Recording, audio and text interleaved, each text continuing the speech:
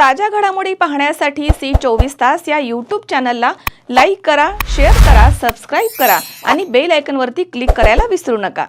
750 वर्षांपूर्वी संत ज्ञानेश्वर महाराजांनी त्यांच्या संजीवन समाधी समयी ज्यांना खिरापतीच्या कीर्तनासाठी निमंत्रित केलं होतं त्या केंदूर येथील संत कान्होराज महाराज पाठक यांच्या पंढरपूर पालखी सोहळ्याचं हे सुवर्ण महोत्सवी वर्ष आहे। जरी दोन्ही संतांचे पंढरपुरी जाताना पालखी मार्ग वेगवेगळे असले तरी त्यांचा सामना लोणंद इथे दरवर्षी औपचारिकरित्या म्हणून होत होता। हाच सोहळा आता अधिकृतपणे काका पुतण्या भेट सोहळा म्हणून या वर्षीपासून निश्चित करण्यात आला आहे, अशी माहिती कान्होराज महाराजांचे 16वे वंशज कीर्तनकार हरिभक्तपरायण सारंग महाराज राजपाठक दिंडी सोहळा विश्वस्त रंगनाथ थेटे गुरुजी यांनी दिली आहे। तर सारंग महाराज आणि थेटे गुरुजी म्हणालेत की कान्होराज पाठक महाराज हे नाथ संप्रदायाचे अनुयायी असल्यामुळे त्या काळी काशी येथील विद्वान ब्राह्मण म्हणून त्यांनी संपूर्ण संत मेळ्यामध्ये देखील ते प्रचलित आहेत। त्यांना सर्वत्र मान होता। 1300 वर्ष तपश्चर्या केलेल्या चांगदेव महाराजांचा ज्ञानेश्वर महाराजांना भेटण्याचा निर्णय झाल्यावरती त्यांनी पाठक महाराजांद्वारे माऊलींच्या भेटीची गळ घातली। त्यानुसार चांगदेव महाराज आणि ज्ञानेश्वर माऊलींची भेट झाली आहे असं लिखाण आहे। ज्यावेळी माऊलींचा संजीवन समाधीचा निर्णय झाला त्यावेळी संजीवन समाधीवेळी प्रसादाचे म्हणजे खिरापतीचं कीर्तन कोणी करण्यास तयार नव्हतं।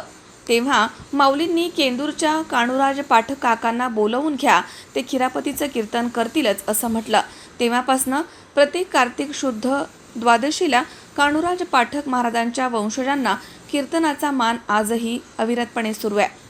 हेच काका पुतण्याचं प्रेम वृद्धिंगत होण्याच्या दृष्टीनं या वर्षीपासून पंढरपूर पालखी सोहळ्याच्या दरम्यान 27 जून रोजी लोणंद या ठिकाणी भव्यदिव्य हजारो वारकऱ्यांच्या साक्षीनं भेट सोहळा पार पडणार आहे। याच अनुषंगानं चर्चा करत या सोहळ्याचा निर्णय अंतिम केल्यानंतर ज्ञानेश्वर महाराज संस्थान कमिटीचे विश्वस्त आणि पालखी सोहळा प्रमुख डॉक्टर भावार्थ देखणे योगी निरंजननाथ यांचा नुकताच सन्मान करण्यात आला। तर कान्होराज पाठक महाराजांबाबत काही गोष्टी पुराव्यानिशी सिद्ध केलेले आहेत। त्यापैकी दोनही पालख्यांचा मार्ग जरी वेगळा असला तरी लोणंद इथे आषाढ शुद्ध द्वितीयेला एकत्र येणार।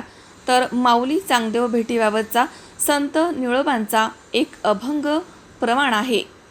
तर कान्होराज पाठक हे नाथ संप्रदायाचे अनुयायी मात्र भागवत धर्माच्या प्रसारार्थ आणि माऊलींसाठी त्यांनी वारकरी भागवत धर्माचा देखील अनुनय केला होता।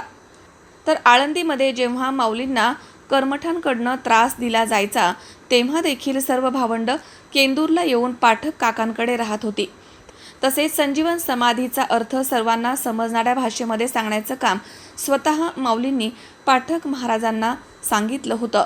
तेव्हा या सर्व पुराव्यानिशी असं सिद्ध होत आहे की या काकांच्या प्रती असलेलं पुतण्याचं प्रेम आणि काकांचे असलेले जिव्हाळ्याचं नातं लक्षात येतं आणि म्हणून आता कान्होराज महाराज पाठक काकांसाठी पंढरपूरला मार्गस्थ होत असताना माऊली लोणंदच्या मार्गावरती क्षणभर काकांच्या भेटीला थांबणार आहेत आणि हाच सोहळा नेत्रदीपक आणि भव्यदिव्य होणार आहे।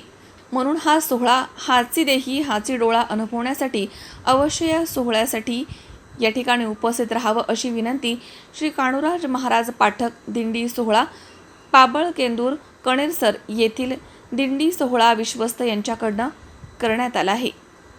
सुनील पिंगळे C24 शिक्रापूर। उन्हाळा आलाय, गरमी जाणवायला लागली आहे, पण चिंता नको। इलेक्ट्रॉनिक वस्तूंच्या खरेदीसाठी एकच विश्वसनीय नाव, साईराम इलेक्ट्रॉनिक्स अँड बॅटरीज। आम्ही घेऊन आलोय कडक उन्हाळ्यातील थंडा कूल इलेक्ट्रॉनिक वस्तूंची नवीन range. Sairam electronics and batteries, खरेदी विक्री संघ, व्यापारी संकुल, Nagar Manmad road, Rahuri. Sairam hospital test tube baby centre. मी डॉक्टर स्वप्नील माने, स्त्रीरोग, वंध्यत्व व दुर्बीणद्वारे शस्त्रक्रिया तज्ज्ञ। आमच्याकडे दुर्बीणद्वारे शस्त्रक्रियेसाठी लागणारे सर्व अत्याधुनिक उपकरणं अवेलेबल आहेत।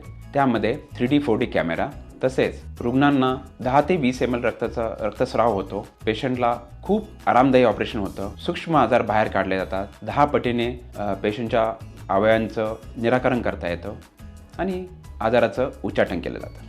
साईदाम हॉस्पिटल, लॅप्रोस्कोपिक सेंटर आणि tasty baby centre. Court area Bhagyashree हॉटेलच्या पाठीमागे राहुरी